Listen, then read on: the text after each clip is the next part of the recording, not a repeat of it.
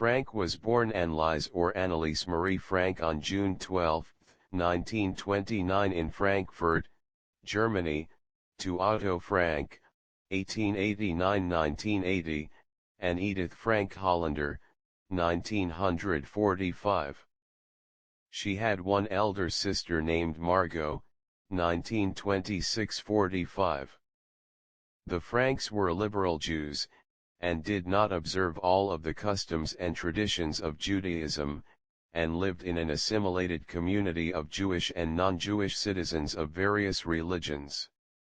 Edith Frank was the more devout parent, while Otto Frank was interested in scholarly pursuits and had an extensive library. Both parents encouraged the children to read. On the morning of August 4, 1944, following a tip from an informer who has never been identified, the Achterhuis was stormed by a group of German uniformed police, Grünpolizei, led by SS Oberskarführer Karl Silberbauer of the Sicherheitsdienst. The Franks, Van Pelzes, and Pfeffer were taken to RSHA headquarters, where they were interrogated and held overnight.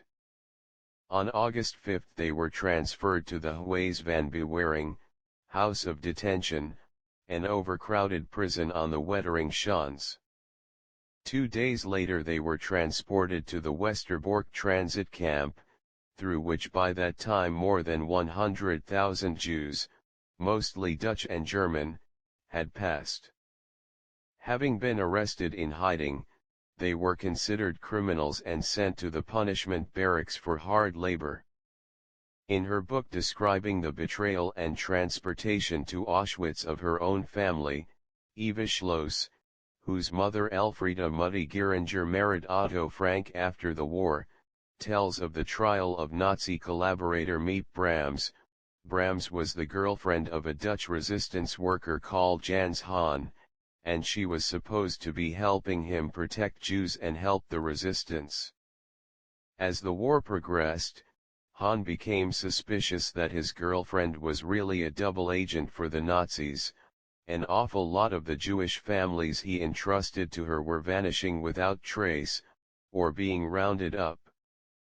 When she became aware of his suspicions, Brams betrayed Hahn to the Gestapo, and he was executed.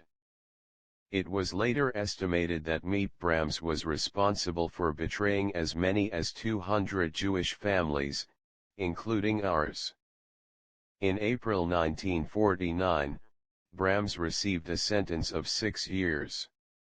Victor Kugler and Johannes Kleiman were arrested and jailed at the penal camp for enemies of the regime at Amersfoort.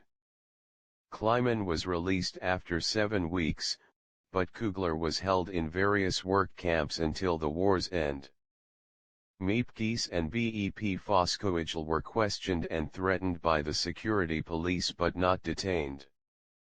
They returned to the Achterhuis the following day, and found Anne's papers strewn on the floor.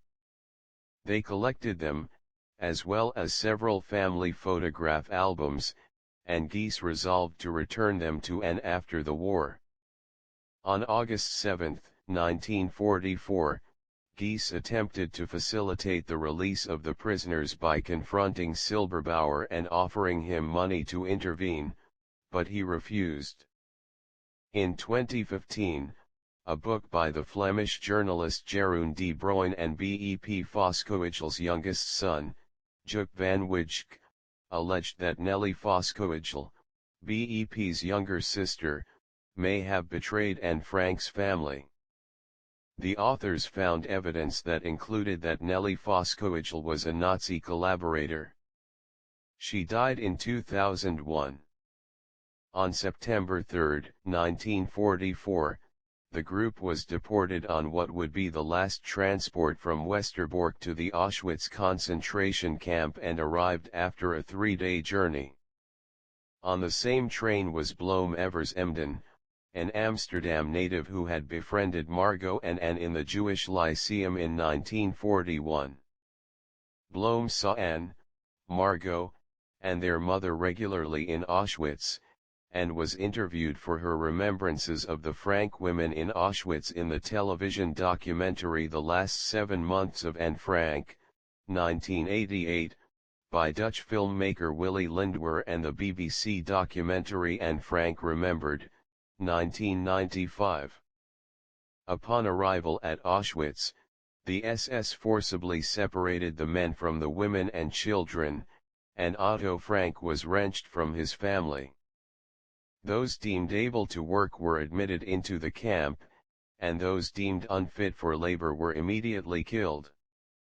Of the 1,019 passengers, 549 including all children younger than 15 were sent directly to the gas chambers. Anne Frank, who had turned 15 3 months earlier, was one of the youngest people to be spared from her transport. She was soon made aware that most people were gassed upon arrival and never learned that the entire group from the Achterhoe's had survived this selection. She reasoned that her father, in his mid-50s and not particularly robust, had been killed immediately after they were separated.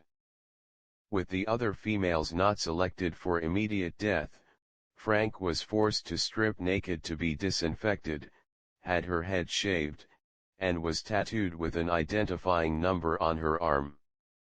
By day, the women were used as slave labor and Frank was forced to haul rocks and dig rolls of sod. By night, they were crammed into overcrowded barracks. Some witnesses later testified Frank became withdrawn and tearful when she saw children being led to the gas chambers. Others reported that more often she displayed strength and courage.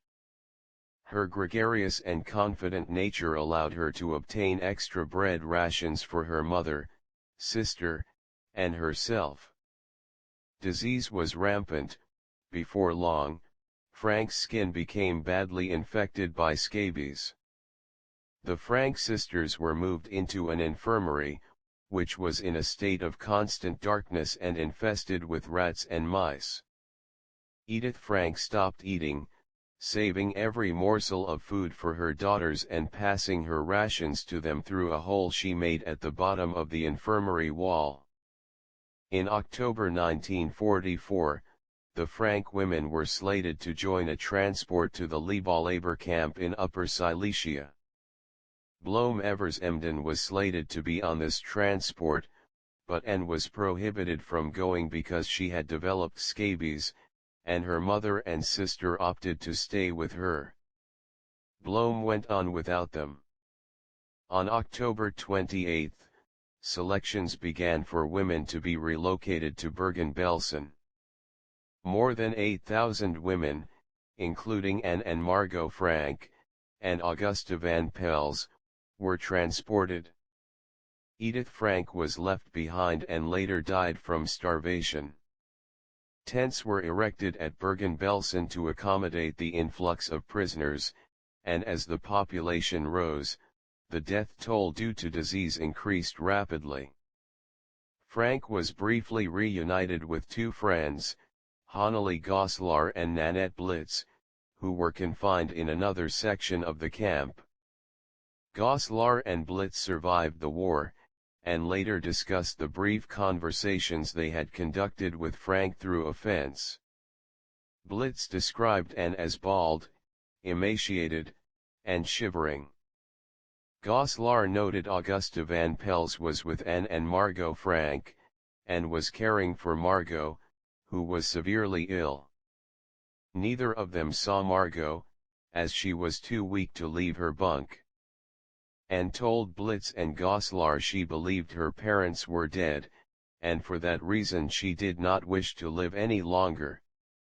Goslar later estimated their meetings had taken place in late January or early February 1945. In early 1945, a typhus epidemic spread through the camp, killing 17,000 prisoners. Other diseases, including typhoid fever, were rampant. Due to these chaotic conditions, it is not possible to say what ultimately caused Anne's death. Witnesses later testified Margot fell from her bunk in her weakened state and was killed by the shock. Anne died a few days after Margot. The exact dates of Margot and Anne's deaths were not recorded. It was long thought that their deaths occurred only a few weeks before British soldiers liberated the camp on April 15, 1945, but new research in 2015 indicated that they may have died as early as February of that year. Among other evidence, witnesses recalled that the Franks displayed typhus symptoms by February 7, and Dutch health authorities reported that most untreated typhus victims died within 12 days of their first symptoms. After liberation, the camp was burned in an effort to prevent further spread of disease. The sisters were buried in a mass grave at an unknown location. After the war, it was estimated that only 5,000 of the 107,000 Jews deported from the Netherlands between 1942 and 1944 survived. An estimated 30,000 Jews remained in the Netherlands, with many people aided by the Dutch underground. Approximately two-thirds of this group survived the war. Otto Frank survived his internment in Auschwitz. After the war ended, he returned to Amsterdam, where he was sheltered by January and Miep Gies as he attempted to locate his family. He learned of the death of his wife, Edith, in Auschwitz, but remained hopeful that his daughters had survived. After several weeks, he discovered Margot and Anne had also died. He attempted to determine the fates of his daughter's friends and learned many had been murdered. Suzanne's son Letterman, often mentioned in Anne's diary, had been gassed along with her parents. Her sister, Barbara, a close friend of Margot's, had survived. Several of the Frank sisters' school friends had survived, as had the extended families of Otto and Edith Frank, as they had fled Germany during the mid-1930s, with individual family members settling in Switzerland, the United Kingdom, and the United States.